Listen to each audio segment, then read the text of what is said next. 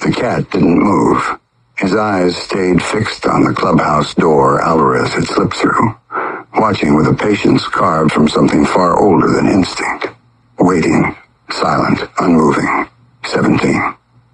The clubhouse roared with a lawless pulse, as if the night itself was trapped inside and trying to shake free through the cracked speakers blasting distorted music.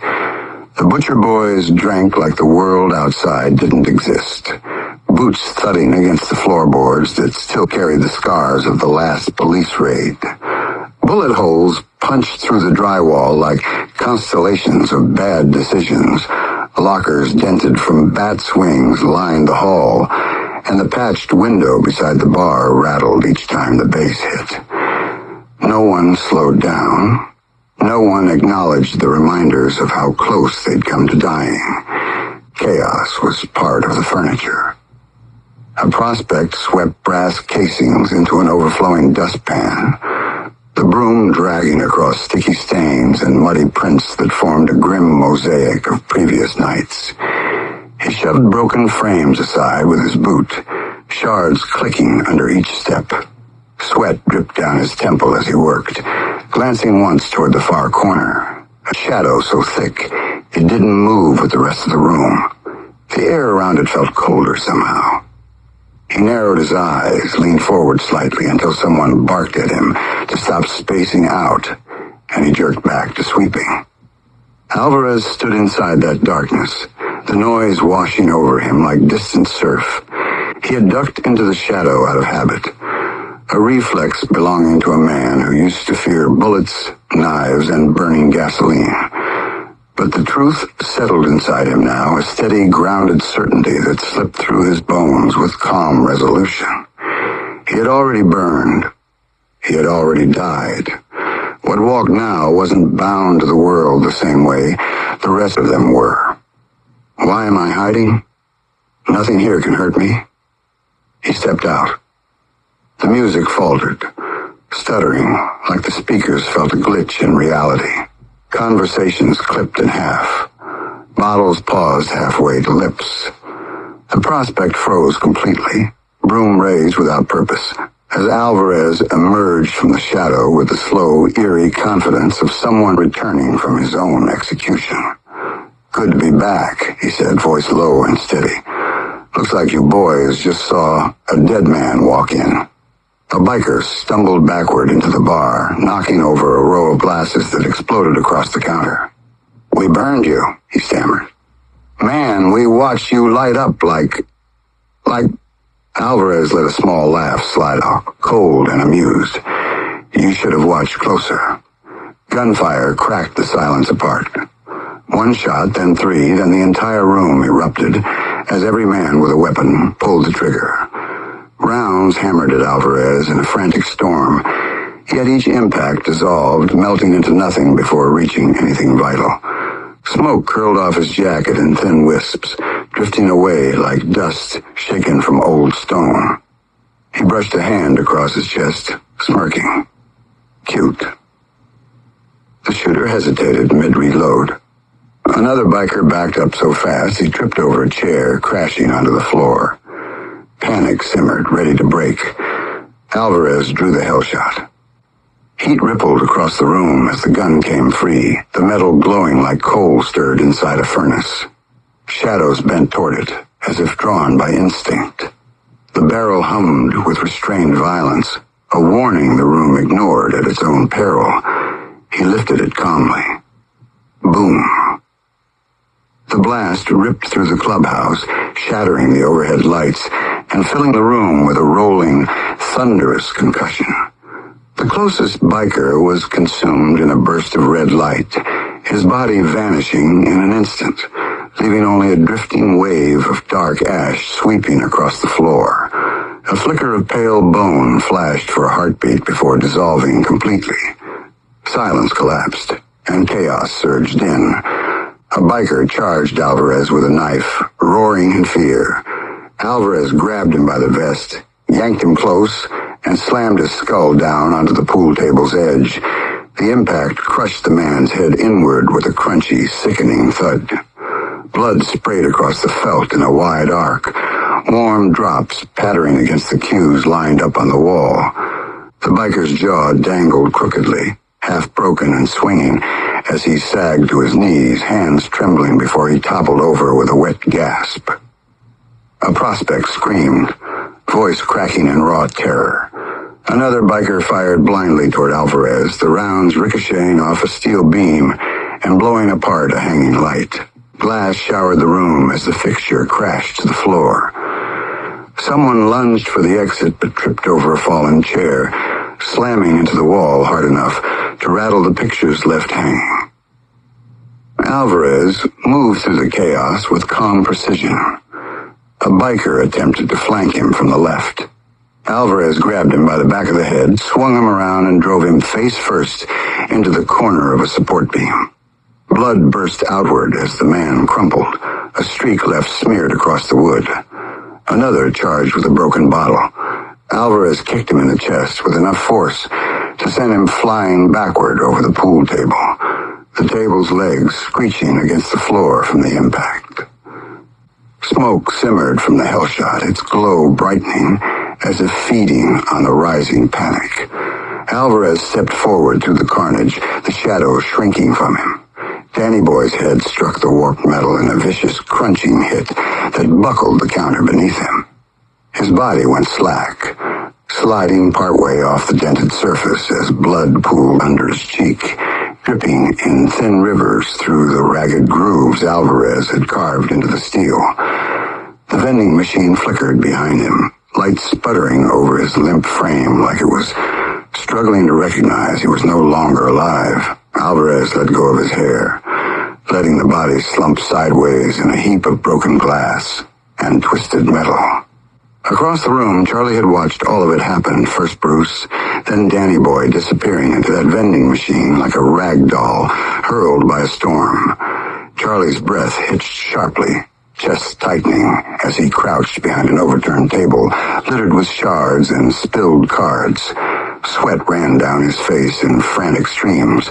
He wiped at it with shaking hands, smearing dust and blood across his forehead, but it didn't help. His pulse hammered in his ears, drowning out the screams and gunshots still echoing through the room. He peered over the table edge, and Alvarez turned his head just enough for their eyes to meet. Charlie collapsed back behind cover immediately, breath choking in his throat. "Please, no. Oh, God," he whispered, pressing his back against the overturned table like he could save him. His fingers dug into the wood, splinters biting under his nails. He knew he couldn't run. He'd just seen what happened to the ones who tried. Bootsteps approached, slow, certain, inevitable. Charlie scrambled sideways, crawling across the floor, leaving smears of sweat and blood behind him as he tried to get to the broken corridor door. His knees slid through a warm pool of something he didn't dare look down at. His hands shook so violently he could barely pull himself forward. He reached the doorway, grabbed the frame, then froze when a shadow washed across it, like a curtain of darkness pulled tight around him. Alvarez stood above him. Charlie didn't scream, not at first. His voice cracked in his throat, trapped by dread that paralyzed him for a full second before it tore free in a panicked cry. He tried to stand, but Alvarez grabbed him by the back of his vest and hauled him upward, feet kicking helplessly. Charlie swung backward with an elbow, hitting nothing. He tried again, but Alvarez lifted him higher and slammed him spine first into the wall hard enough to make the wood crack behind him. Charlie's head snapped forward, then back, dazed. "No, please," Charlie managed, reaching blindly for Alvarez's wrist. Alvarez dragged him along the wall, scraping his shoulder across hanging photos that snapped from their hooks, glass exploding around them in glittering shards. Charlie's legs thrashed, boots hitting the floor in uneven beats as he tried to find footing. Alvarez didn't give him a chance. He shoved Charlie toward the pool table, and Charlie's chest hit the edge with enough force to knock the wind out of him. He gasped, coughing, clutching the felt as he tried to pull himself upright. Alvarez grabbed him by the back of the skull, Charlie's fingers scrambled desperately across the pool table surface, searching for anything askew, a ball, a shard of glass, something to fight with. His hand closed around a pool ball, gripping it so hard his knuckles popped. He tried to swing it behind him. Alvarez slammed Charlie's head down onto the table with a thunderous cracking impact. Blood splattered across the green felt in a wide, uneven burst. Charlie's body convulsed, legs buckling beneath him as his grip on the pool ball spasmed open. The ball rolled off the table, hitting the floor with a slow, echoing knock. Charlie made a faint, broken sound, a wheeze, a gurgled attempt to breathe. Alvarez didn't stop. He dragged Charlie's head along the table's edge, streaking the felt with a long smear of red before lifting him and smashing him down again. The second impact crushed deeper, collapsing the felt-covered wood under Charlie's skull with a heavy, sickening thud. Blood sprayed in a sharp arc, speckling Alvarez's knuckles, the pool table lamp, and the floor around them. Charlie's limbs twitched once, then fell still, draped limp over the rail of the table like a marionette with its strings cut. Alvarez released him, letting his body slide off the edge and hit the ground with a dull, final thump. The room fell into an eerie, fractured silence, broken only by the fading crackle of a sparking bulb and the distant drip of blood trickling from the bar surface. Smoke hung in the air like a thick veil, illuminated by flickering lights that cast Alvarez's silhouette across the walls, long, distorted, monstrous. Few bikers remained. Fewer still could stand. Most hid behind whatever wreckage they could find, trembling, weapons shaking in their hands, their faces pale and drenched in sweat. But none of it mattered. Alvarez kept walking. The runner's breath stuttered in frantic bursts, chest heaving so sharply it looked like his ribs might crack under the strain. Alvarez's boots whispered across the concrete, each step steady, weightless, inevitable. The corridor behind him flickered with dying lights, sparks spitting from half-ripped wire like the building itself was trying to breathe but failing. Smoke curled through the air in thin gray waves, drifting past Alvarez's shoulders as he stepped deeper into the narrow loading alcove where the last surviving biker had trapped himself. The runner backed into a rusted keg, metal clanging loudly in the cramped space. His hand shook violently, the pistol he held tapping against his own chest, as if begging him to fire it. But terror locked every muscle. His chin quivered. His knees threatened to fold. Alvarez didn't give him time to gather courage. Courage was meaningless now. "Where is Big John? The hitman. Talk," Alvarez said, voice low, carved from something colder than this world. The runner's Adam's apple bobbed as he swallowed, eyes blown wide. "Big John, he blurted, the words tumbling out in a choked rush. "He's hurt bad. Real bad. But he's alive." Alvarez's stare didn't shift. It simply bored deeper. "Where?" "St. Eric House," the runner gasped. "St. Eric's Hospital, East Wing, ICU or some shit. That's all I know, I swear it, I swear." Alvarez stepped closer. The runner nearly dropped the gun in panic, raising his free hand higher, as if it might somehow shield him from judgment. "And the hitman?" Alvarez asked. "Where was he heading?" The runner shook his head so fast, it smeared sweat down his temples. "He was gone, man. Gone before you even walked through the door.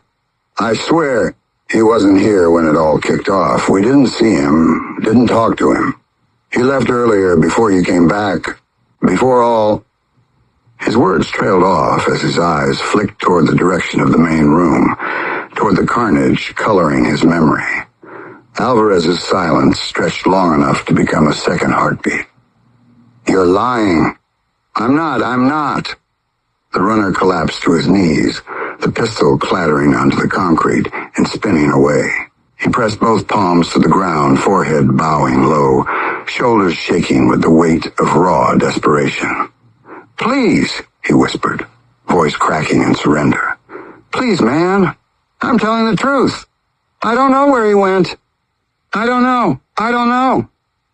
Alvarez reached down and grabbed the man by the back of his vest, lifting him with one effortless pull until the runner dangled helplessly at eye level. His boots kicked at the air, scraping against the wall in frantic, weak scrambles. Alvarez studied him, really looked, really searched for the tremor of deceit. There was only terror, and a fragment of truth buried inside it. Didn't matter. Terror wasn't a shield. Truth wasn't salvation. The runner screamed when Alvarez's hand shifted to his skull.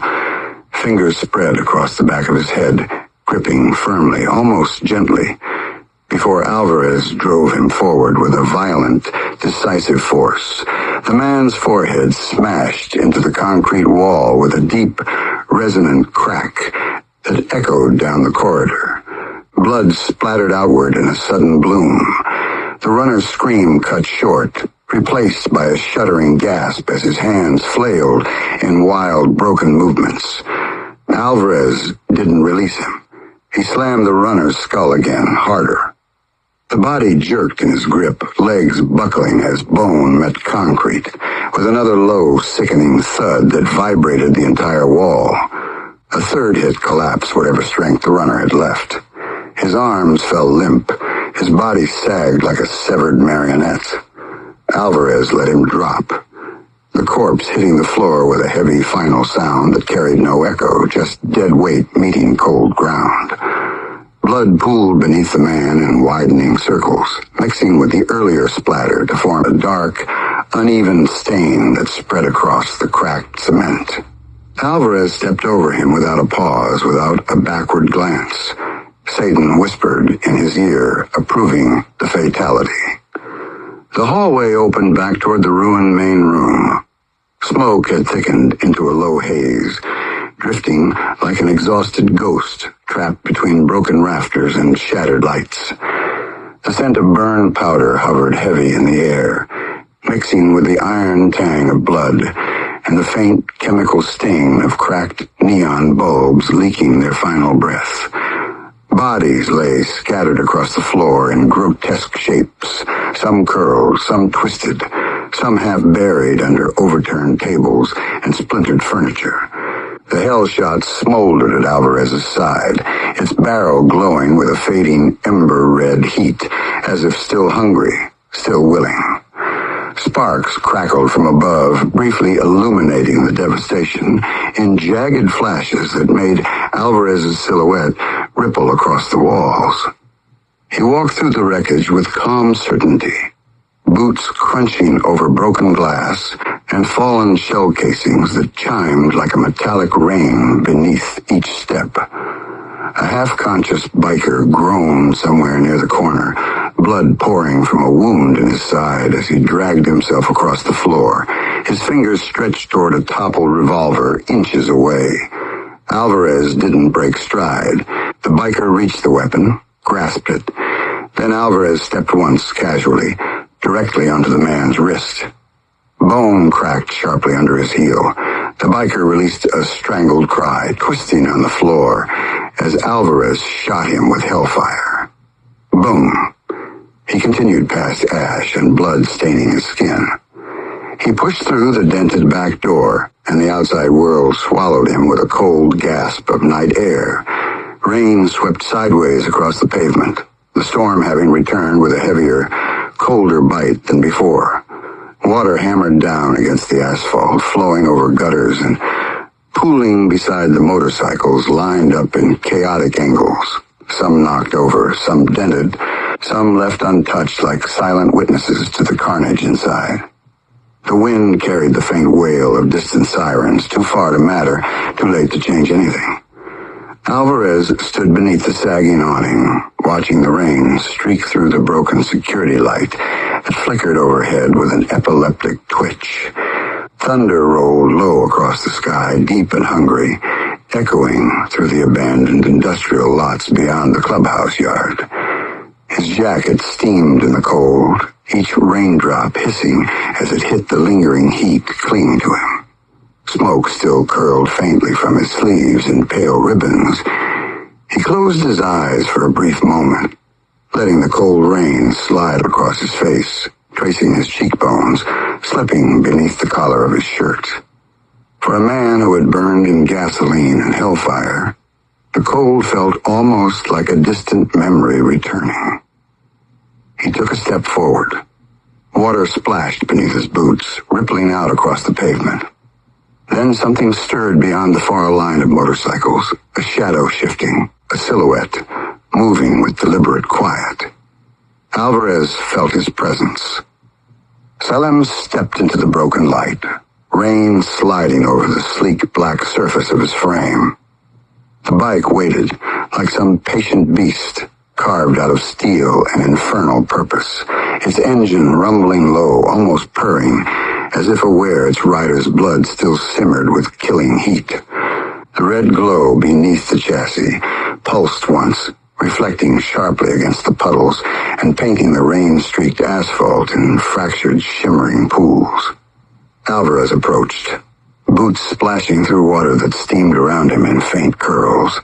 He reached the bike, resting one hand gently on the handlebars.